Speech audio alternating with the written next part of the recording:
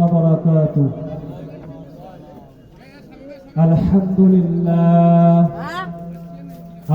لله رب العالمين. والصلاة والسلام على سيد الأنبياء والمرسلين وعلى آله وصحابه أجمعين. أما بعد فقد قال الله تعالى في كلامه المجيد والفرقانه الحميد: أعوذ بالله من الشيطان الرجيم. بسم الله الرحمن الرحيم.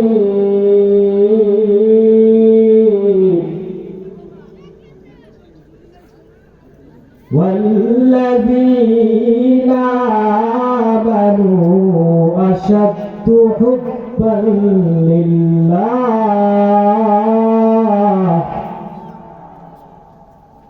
وقال رسول الله صلى الله عليه وسلم: من تمسك بالسنة عند فساد أمتي فله أجر 100 شهيد. وقال الشافعي في حبيبي: إن الله وملائكته يصلون على النبي يا أيها الذين آمنوا صلوا عليه وسلموا تسليما. সকলে দরুদ শরীফ পাঠ করি। اللهم صل على محمد وعلى آل محمد كما صليت على إبراهيم وعلى آل إبراهيم إنك حميد مجيد. اللهم بارك على محمد وعلى آل محمد كما باركت على إبراهيم وعلى آل إبراهيم إنك حميد مجيد. তুমি নিসওয়াক কর ফজিলত তো জানো, খাবার শেষে মিষ্টি মুখের হাদিসটাও মানো। তুমি নিসওয়াক কর ফজিলত তো জানো,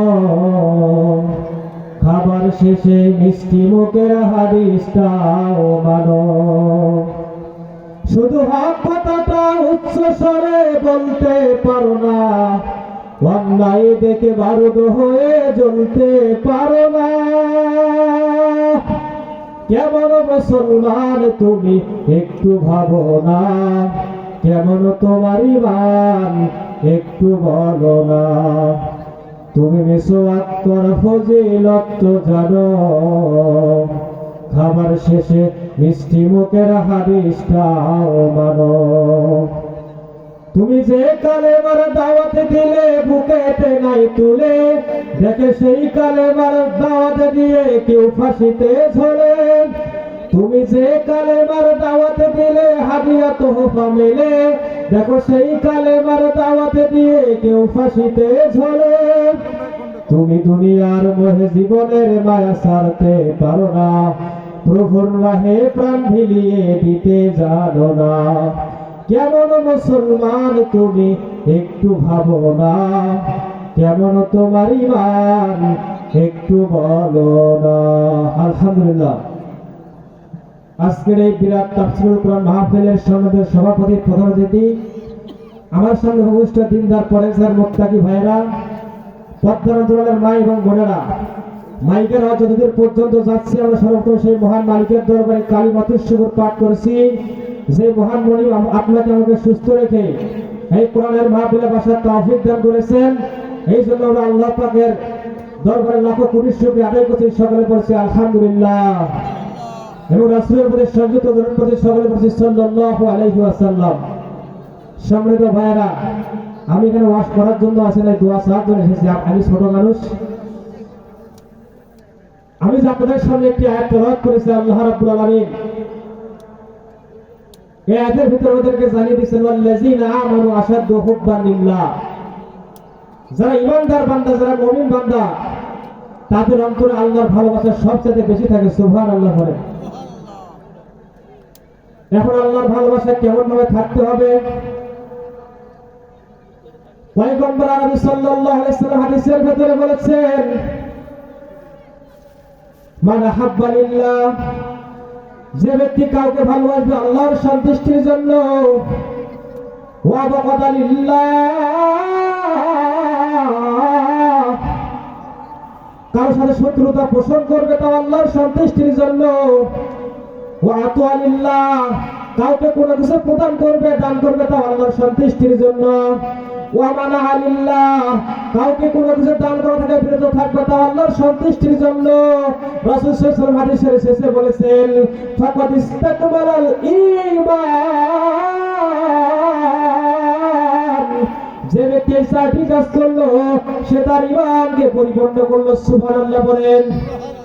আমার বারে এক নম্বর বিষয় এখানে বলা হয়েছে মান আহাব্বা লিল্লাহ, যে ব্যক্তি কাউকে ভালোবাসবে আল্লাহর সন্তুষ্টির জন্য। কার সন্তুষ্টি?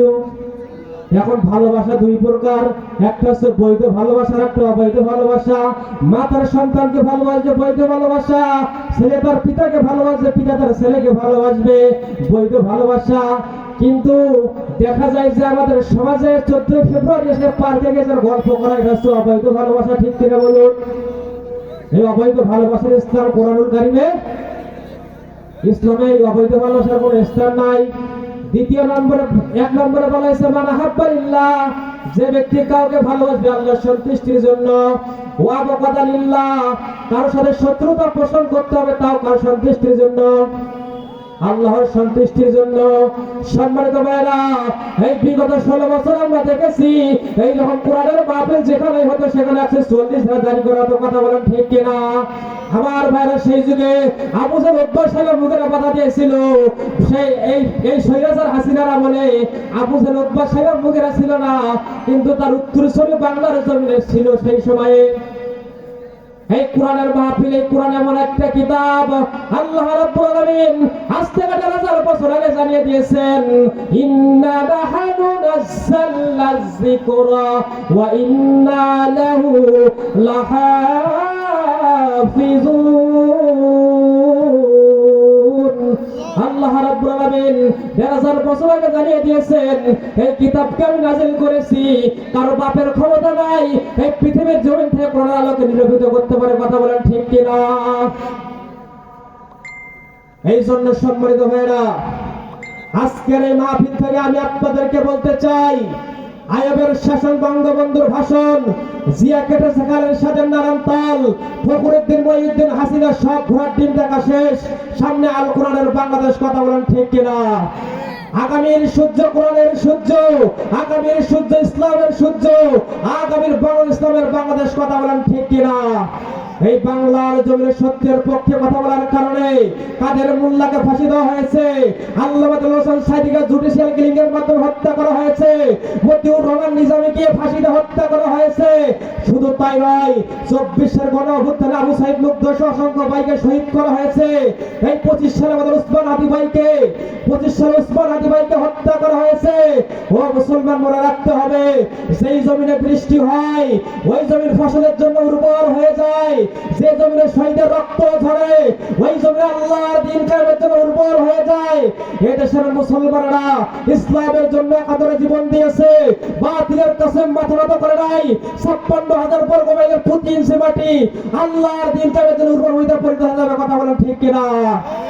আমার ভাইরা, যুগে যুগে যারা কোরআনের বিপক্ষে আইন পাস করার চেষ্টা করেছে, কোরআনকে ইসলামকে নির্বাপন করার চেষ্টা করেছে, তাদের ফল কিন্তু এই দুনিয়াতে কখনো ভালো হয় নাই। আমার সম্মানিত ভাইরা, তাহলে হাদিসের দ্বিতীয় নম্বর পয়েন্ট ছিল ওয়া বাগাদা লিল্লাহ, কারোর সাথে শত্রুতা পোষণ করতে হবে তাও কার সন্তুষ্টির জন্য, আল্লাহর সন্তুষ্টির জন্য।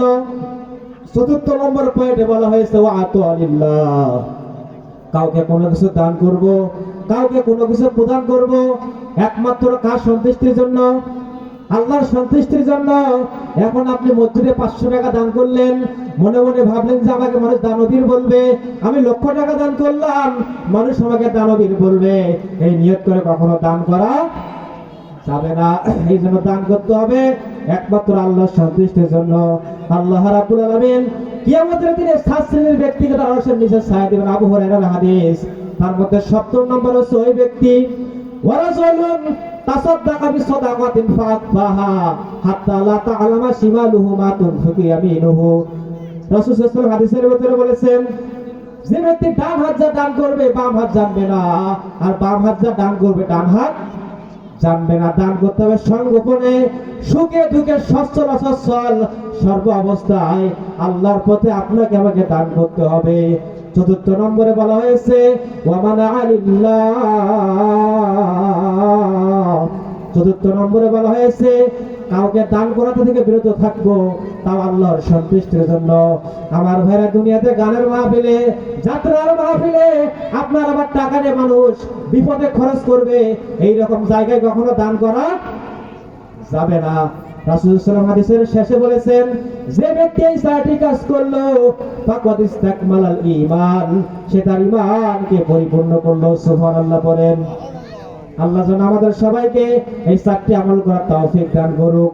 আজকে আমরা এমন একটা কিতাব থেকে আমরা কথা শুনতেছি, এমন একটা বই থেকে আমরা কথা শুনতেছি, যে কিতাবের ভিতরে কোনো বিন্দুমাত্র ভুল নাই, সন্দেহ নেই। আল্লাহ রাব্বুল আলামিন জানিয়ে দিয়েছেন, যালিকাল কিতাবু লা রাইবা ফীহি। এটা এমন একটা কিতাব, এমন একটা গ্রন্থ যার ভিতরে বিন্দুমাত্র কোনো সন্দেহ নাই। আপনি পৃথিবীর যতগুলো ধর্মগ্রন্থ দেখেন, কেউ চ্যালেঞ্জ করে বলতে পারবে না আমার গ্রন্থে কোনো ভুল নাই। কোনো বিজ্ঞানী, কোনো লেখক ইতিহাস বিস্তার বইয়ে বলতে পারবে না আমার বইয়ে কোনো ভুল নাই।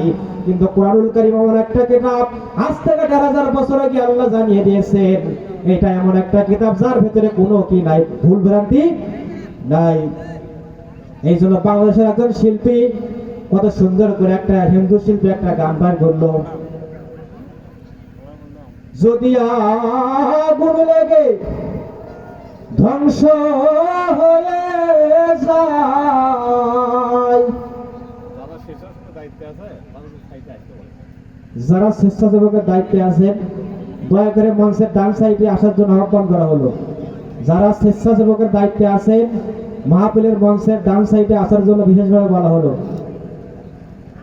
যদি আগুন লেগে ধ্বংস হয়ে যায়, ধ্বংস হয়ে যায়, যদি আগুন লেগে ধ্বংস হয় পৃথিবীর সব বইয়ের দোকান, তো বিশ্ব থেকে হারাবে না, তো বিশ্ব থেকে হারাবে না পবিত্র কোরআন।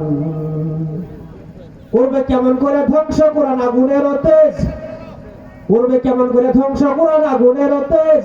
আছে বিশ্ব ভরা লক্ষ লক্ষ অগণিত কোরআনের হাফেজ, তাই আবার সাফিয়ে আসমানি গ্রন্থ, সাফিয়ে আসমানি গ্রন্থ বাঁচাবে ইসলামের মান, তো বিশ্ব থেকে হারাবে না, বিশ্ব থেকে হারাবে না পবিত্র কোরআন।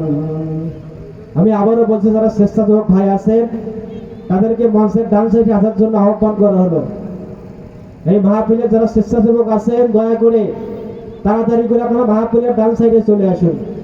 আমার ভাইয়েরা, তাহলে বলতেছিলাম এই কোরআনটা এমন একটা কিতাব, এই কোরআনটা এমন একটা বুক, এমন একটা বই যার ভেতরে বিন্দু মাত্র কোনো কি নাই, সন্দেহ নাই।